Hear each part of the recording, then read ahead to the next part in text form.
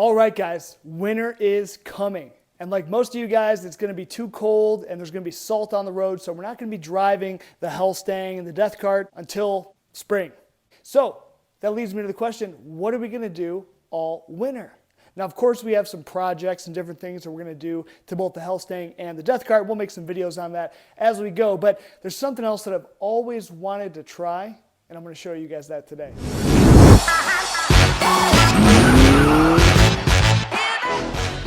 So what I ended up picking up is a sim racing wheel. So I've always wanted to try one of these. I've got two girls that are 9 and 10, and they're just at the perfect age where I think they're going to really enjoy playing this thing almost as much as I am. And I figured it'd give us something to do over the winter and still let me enjoy, feel like I'm actually getting out there and having fun, enjoying my cars that I can't because we live here in Michigan, which is like Siberia.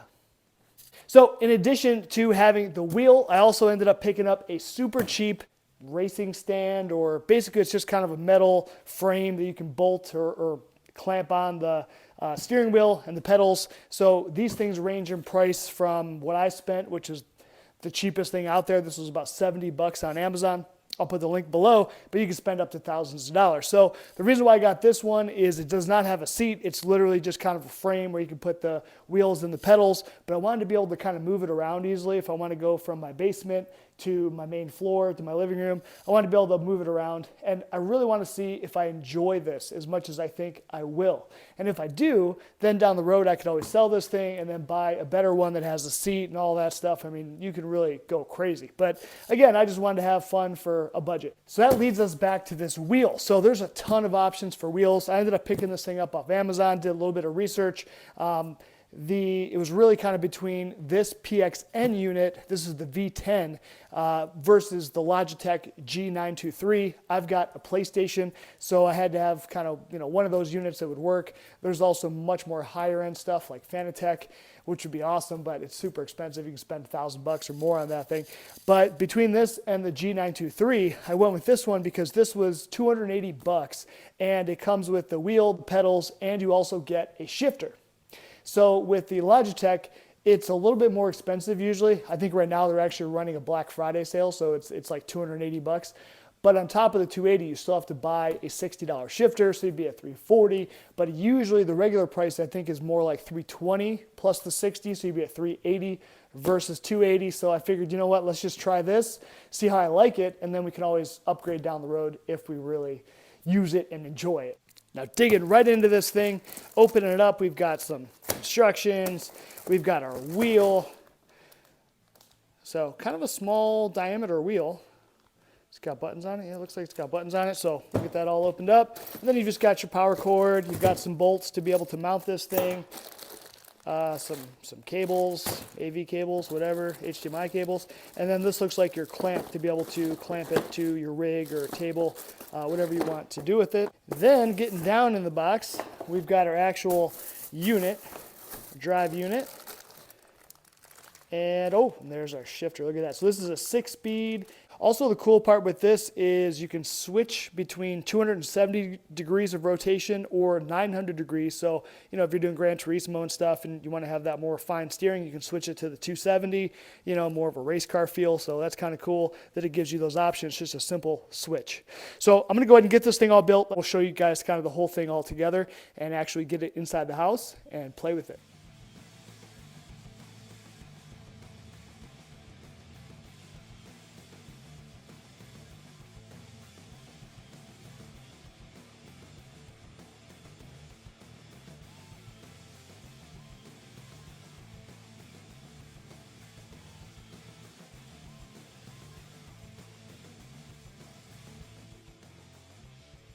All right, so before we go any farther, let's just take a quick look at the stand. So my first impression is seems pretty sweet for $70. I've seen these for $60, $70 between eBay and Amazon. Got this one off Amazon, but pretty good thick metal. Probably more than adequate for what we're gonna do. Again, there's a ton of these, tons of different options. So just check it out, see which one you like the best. Again, for me, this one's pretty nice. I can just pretty easily pick it up. Maybe it weighs, I don't know, 30, 40 pounds. So I'll be able to move it even with all the stuff on it from, you know, basement to upstairs, all that kind of stuff. So should be pretty solid. There might even be an option too to be able to add on. I saw some of them have like little adapters where you can kind of add on the portion here to be able to have your seat and stuff. I'm just going to plan for now to use just my regular computer seat, and just, you know, it's going to be good enough for now. Let's just see if we like it. And then before I bolt all this on, I just wanted to kind of show you guys. So this is kind of a quick release type steering wheel that you can kind of bolt on there, and then you just screw it on. So kind of cool, it can come off. Paddle shifters, right? Oh, those sound cool. So nothing on the bottom ones, and then cool clicks. Got our shifter. And then the pedals look pretty cool. I was playing around with these, so definitely the brakes, you know, harder to press like you want it to, and the clutch even feels pretty good, and looks like you can also make a little bit of adjustments to add more, you know, make it harder to push them down, which would be cool because my kids probably need it on the lightest setting to be able to use it, and then, you know, maybe I can adjust it up if I need to, but pretty cool. So I'm going to go ahead and get this thing all bolted up, see if we can get it into the house and get it hooked up to the system. The only kind of bad thing with this setup is this PXN does not work with PlayStation 5. So it works with Xbox, works with PlayStation, up to PlayStation 4, which is okay for me. That's actually all I have is just the PlayStation 4, so that's cool. I did get the kids PS5 for Christmas, don't tell them. So we will have PS5. So that's why in the future I'm thinking I might want to upgrade to something else, a Fanatec or something that can work with PS5, but this is going to be just fine for now. Now PXN, they do offer a more high-end version wheel called the V12, but they didn't have that one in stock. I think that one's much more expensive. I think it's direct drive as well, but you know, so probably a lot better wheel and stuff. Now I think maybe that one works with PS5. I'm not sure, but this one, you know, they confirmed it does not. It's just PS4 and Xbox. It also looks like there's quite a bit of adjustment on this bad boy. So you can adjust some angles up and down here. You can adjust the angles there. You can also move the shifter location from right to left if you wanted to pretend you're driving, you know, some Japanese import type deal. You can move all this stuff. This has 4 different settings to be able to move the wheel down, which I may need to do for my kids to be able to get it, you know, closer to them. So we'll see. So yeah, again, for 60 or 70 bucks, first impression seems pretty good, seems pretty solid. I don't even have it torqued down all the way because I figure I'll have to make some adjustments, so we'll do some final tightening at the end. Instructions were good. You know, sometimes instructions are hit or miss, but these ones are in English, proper, pretty good English, and, you know, took 5 minutes to put it together. No big deal.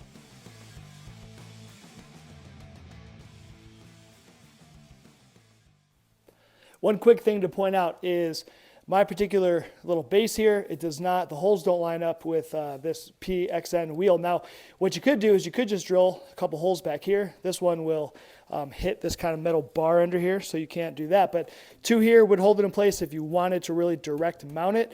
For now, I'm just going to go ahead and use their clamp. The clamp's pretty sweet. So on the bottom of here, there's some rubber pieces to kind of hold it. And then the bottom has kind of a fat, you know, bottom post clamp thing, and then you just tighten it with the Allen head here. So I mean, that's pretty freaking solid. So pretty happy with that. We'll get the other one on and then move on to the pedals.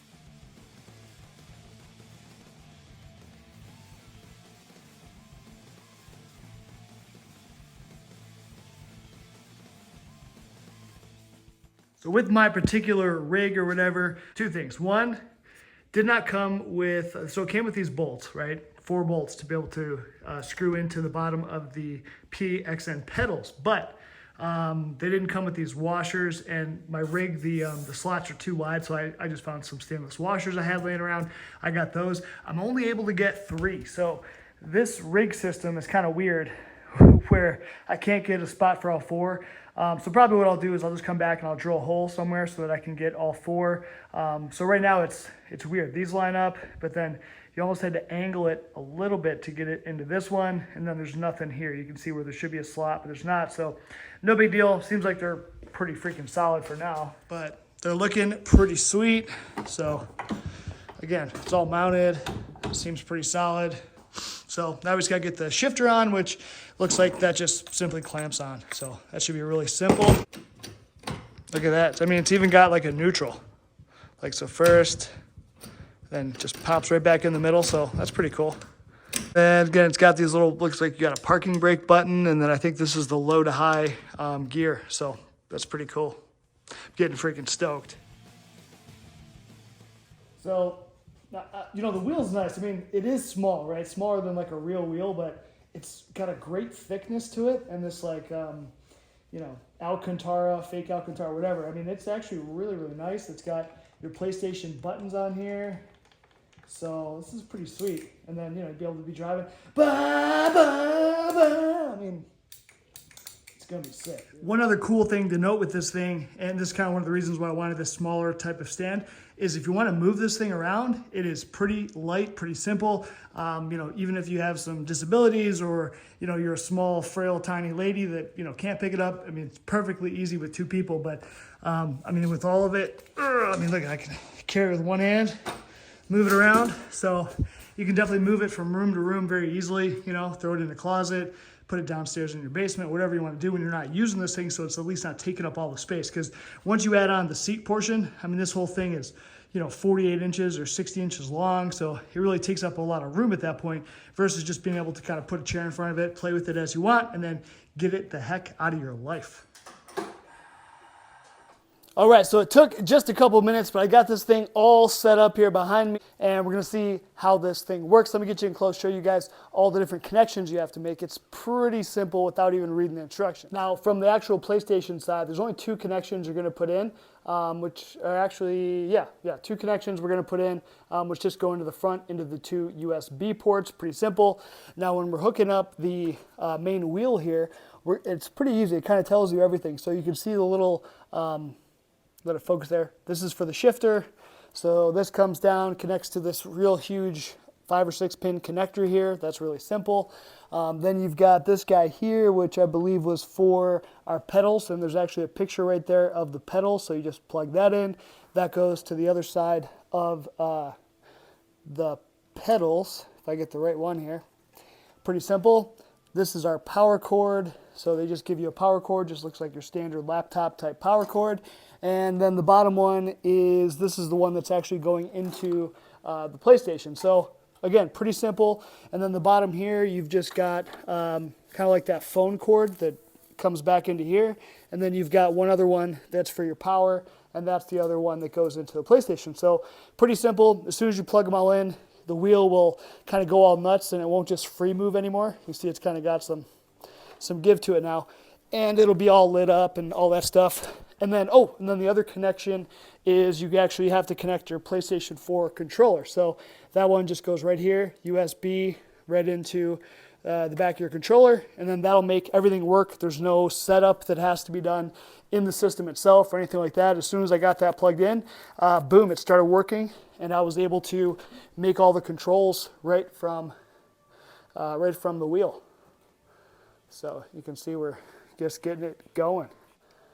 So boom, we can hit continue here, and this thing, look at that. So we're rolling, we're in 4th, and you can play with the clutch, and you don't even really need to hit the clutch, but look at the shifter's working. And right now I've got it in the 900-degree steering mode. And I mean, it has some strong feedback. Like I said, I've never played, you know, other than video games, arcade games at, you know, at places. I've never played an actual sim. So to me, it's got some, I mean, it's fun. It's got some good tactical feedback. When you come back, you can feel it trying to pull on the wheel a little bit. So, you know, I can only imagine how awesome this would probably be with something like Fanatec or, you know, $1,000 setup. But again, for on the cheap, if you just want to get started, I mean, this is a whole lot of fun, you know, and if you want to, you know, shift, push clutch in, all this stuff, I mean, you could do it. So I think this is going to be super awesome for my kids. You know, they're 9 and 10. And so for them to be able to come and play, and they can play pushing the clutch and, you know, kind of practice driving, right? Learning to drive. I think that's going to be really cool. And then if we play with the shifters, man, they've got a really nice feedback. It's a lot easier to use those than, you know, trying to shift with the shifter. But I tell you what, this is going to be a heck of a lot of fun all winter long. So I'm really, really excited to keep using this thing.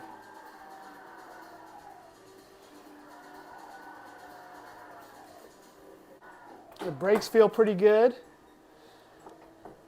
Probably want to drive with 2 feet. And even this rig that I've got, you know, this is the cheapest $60 rig you can get. And of course, like, it's got some movement. I don't think I have it completely tight. I'll have to tighten it a little bit. But again, for the feedback that this wheel's providing us, it seems like it's just fine, you know.